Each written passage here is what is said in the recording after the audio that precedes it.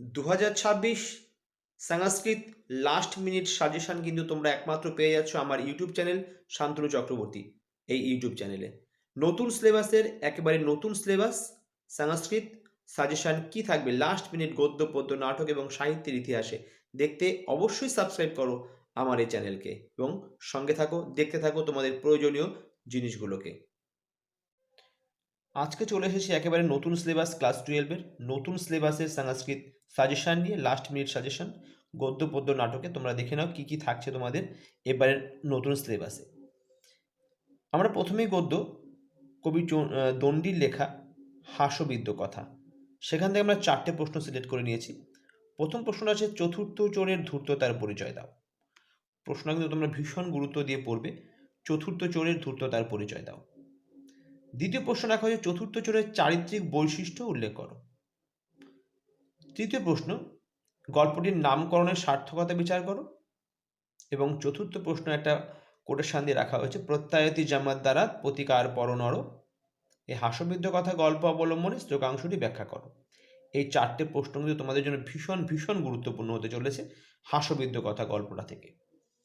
এরপরে আমরা গল্প পেয়ে নাটক কবিতা আছে ভারবি লেখা বনেচর ভাষণম।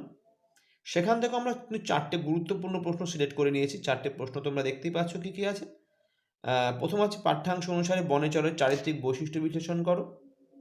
দ্বিতীয় রাখা হয়েছে পাঠ্যাংশ অবলম্বনে দুর্যোধনের চারিত্রিক বৈশিষ্ট্য, দুর্যোধনের চরিত্র বিশ্লেষণ করো। 3 নম্বরে কিন্তু রাখা হয়েছে বনেচরের উক্তির মধ্য দিয়ে দুর্যোধনের রাজ্য শাসন ব্যবস্থার যে পরিচয় পাওয়া যায় সেটা সংক্ষেপে আলোচনা করো। এবং চতুর্থতে রয়েছে পাঠ্যাংশ অনুযায়ী কে কাকে কোথায় চর হিসাবে নিযুক্ত করেছিলেন এবং চর নিয়োগের কারণ কি। তোমরা ভালো করে প্রশ্নগুলো লিখে নিতে পারো এবং অবশ্যই বইতেও পড়তে পারো বা সাজেশন থেকে নিতে পারো এই যে গদ্য পদ্য নাটকের প্রশ্নটাকে।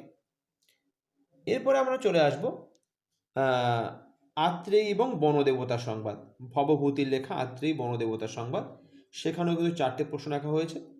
প্রথম প্রশ্ন তোমরা দেখতেই পাচ্ছ পাঠ্যাংশে বর্ণিত আত্রেয়ী ও বনদেবতার কথোপকথন সংক্ষেপে আলোচনা করো। তারপরে রাখা হয়েছে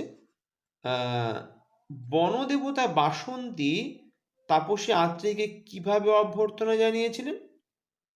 3 নম্বরে রাখা হয়েছে আত্রেয়ীর অগস্ত্য আশ্রমে যাওয়ার কারণ ব্যাখ্যা করো। আর চতুর্থ প্রশ্নটা আবার একটা কোটেশন দেওয়া রয়েছে বজ্রাদপি কঠোরানি মৃদুনি কুসুমাদপি, কে কোন প্রসঙ্গে কথা বলেছেন, কাকে উদ্দেশ্য করে বলা হয়েছে, উদ্ধৃতাংশটি তাৎপর্য বিশ্লেষণ করো। এই যে প্রশ্ন এগুলো কিন্তু ভীষণ ভীষণ গুরুত্বপূর্ণ হতে যাচ্ছে তোমাদের জন্য। এই 2026-এর নতুন সিলেবাসের প্রথম পরীক্ষা কিন্তু এইভাবেই হচ্ছে। 40 নম্বরে তোমরা প্রথম সেমিস্টার দিয়েছো এমসিকিউ, দ্বিতীয় সেমিস্টার কিন্তু ঠিক 11-এর মতোই প্রশ্নগুলো থাকবে। আবারও একবার তোমাদের সুবিধার জন্য প্রশ্নগুলোকে আমি একসঙ্গে দিয়ে দিচ্ছি এবং এর পরের ভিডিওতে কিন্তু আমরা চলে আসব সাহিত্যের ইতিহাসের প্রশ্নগুলোকে নিয়ে। এবং অবশ্যই এই চ্যানেলটা তোমরা সাবস্ক্রাইব করে সঙ্গে থাকো। আর তোমাদের কি কি প্রশ্ন প্রয়োজন, কি কি জিনিস জানা দরকার অবশ্যই জানাও এবং সার্চ করো শান্তনু চক্রবর্তী ইউটিউব চ্যানেল এবং নোটিফিকেশান বেলটা চাপে রাখো এবং অবশ্যই সাবস্ক্রাইব করে সঙ্গে থাকো। কেমন লাগছে, কি কি তোমাদের প্রয়োজনীয় জিনিস, নতুন সিলেবাস তোমরাও কিন্তু বুঝতে পারছো না, স্যাররাও কিন্তু ঠিকঠাকভাবে দিতে পারছে না, এই প্রথম কিন্তু সাজেশান তোমাদের জন্য আমি নিয়ে এলাম।